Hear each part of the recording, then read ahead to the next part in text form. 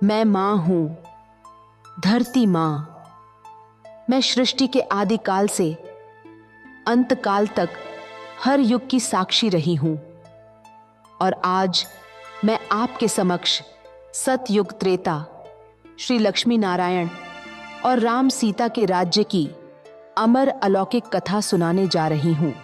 सतयुग का शुरुआत श्री लक्ष्मी नारायण के राज्याभिषेक से होता है, जब वे विश्व महाराजन विश्व महारानी के रूप में राज सिंहासन पर सुशोभित होते हैं। लेकिन हम सबसे पहले उस समय पर चलते हैं जब इस स्वर्णिम युग की नींव रखी जा रही थी। उस समय अधर्म अपने चरम पर था। विकारों के रूप में आए हुए रावण और कंस जैसे असुरों के अत्याचार से आत्माएं अत्यधिक दुख और कष्ट सहन कर रहे थे। धीरे धीरे अधिकांश लोग भी रावण के समान जीवन जीने और असुरों के समान व्यवहार करने लगे थे। पाप और अधर्म लोगों के जीवन का स्वाभाविक हिस्सा बनने लगा था। इस समय कुछ लोग जो सत्य और धर्म के मार्ग पर चल रहे थे, वे अपनी पवित्रता और दिव्यता को बनाए रखने के लिए अत्यंत कष्ट भोग रहे थे। ऐसे घोर कलयुग में सभी आत्माओं की नवयुग, नई सुख शांति और सौंदर्य की दुनिया में जाने की आंतरिक पुकार बढ़ती जाती है। मेरे प्रिय आत्माओं, मैं शिव तुम्हारा आत्मिक पिता हूं। युगों युगों से तुमने मेरी आराधना की है, मुझे याद करते आए हो। अब मैं स्वयं इस महाभारत के रण में तुम्हारा सारथी बन प्राचीन राजयोग के ज्ञान से मुक्ति और जीवन मुक्ति में ले जाने आया हूं।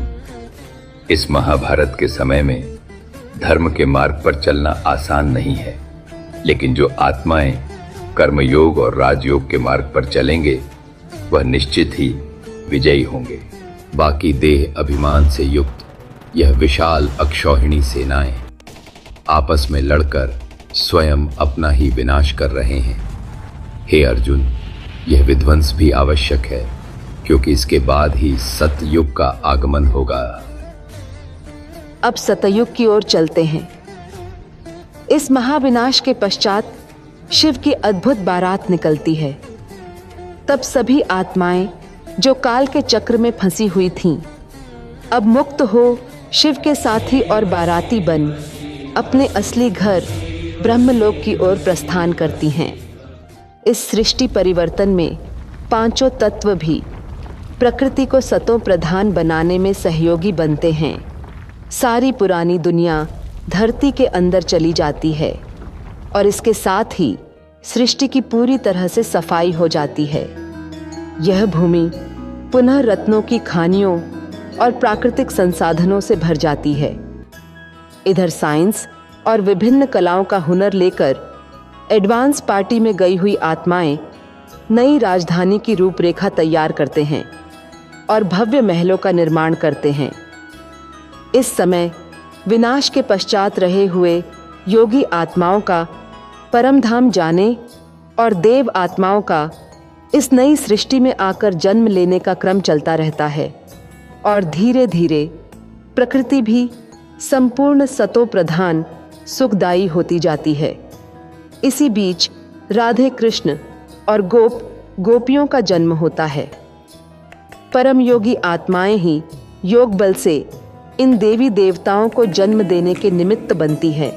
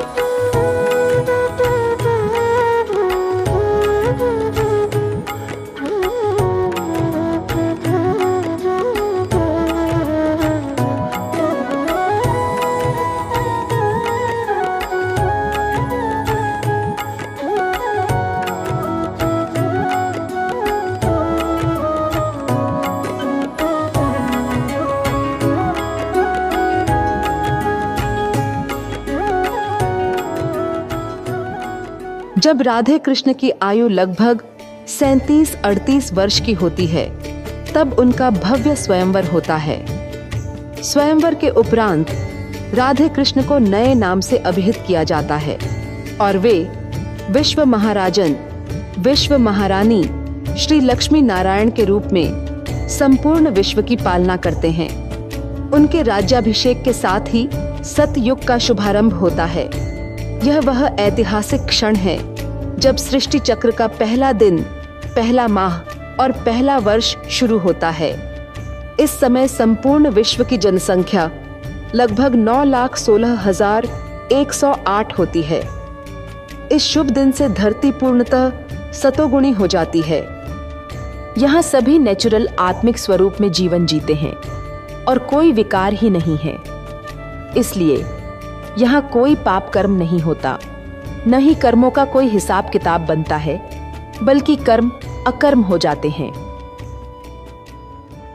सतयुग में कुल 8 जन्म होते हैं और श्री लक्ष्मी नारायण की 8 पीढ़ियां परिवार के समान प्रजा की पालना करती हैं। इस युग में प्रत्येक आत्मा पूर्ण सतोगुणी होती है और बच्चों का जन्म केवल योगबल के माध्यम से होता है।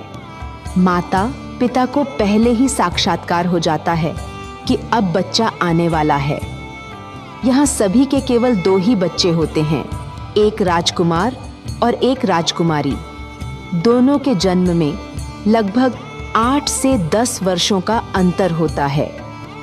सतयुग में आयु लगभग 150 वर्षों का होता है। इस अवधि के पूर्ण होने पर आत्मा सहजता से एक शरीर का त्याग कर दूसरे में प्रवेश करती है। यहाँ अकाले मृत्यु का कोई अस्तित्व नहीं है।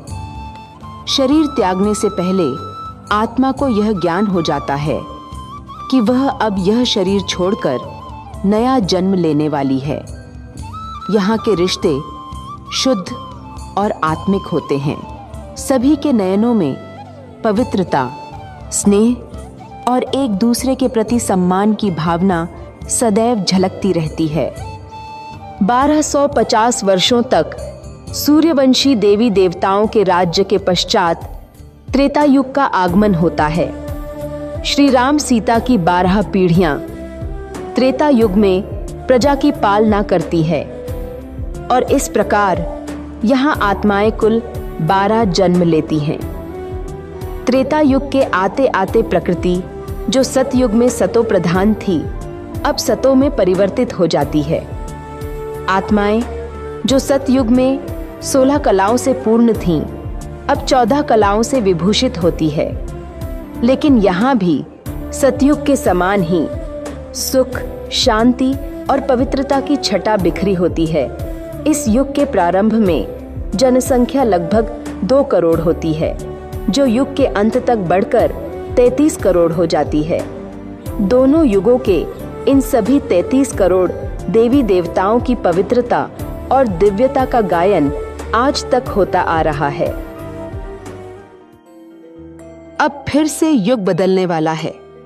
जिस प्रकार अभी यह कलयुग की दुनिया बुद्धि को खींचती है, वैसे ही एक ऐसा समय आएगा जब इस धरती पर ऐसा शुद्ध और पवित्र वायुमंडल बनेगा कि हर किसी के मन में पवित्र रहने और पावन बनने की आंतरिक इच्छा जागृत होगी। लेकिन वह बलिहारी समय की होगी, हमारी नहीं। इसलिए इस परिवर्तनशील समय में पवित्रता और योग से अपने जीवन को ऐसे ऊंचे आध्यात्मिक स्तर पर ले जाएं कि सतयुग का वह समय और सतो प्रधान प्रकृति स्वयं हमारा स्वागत करे।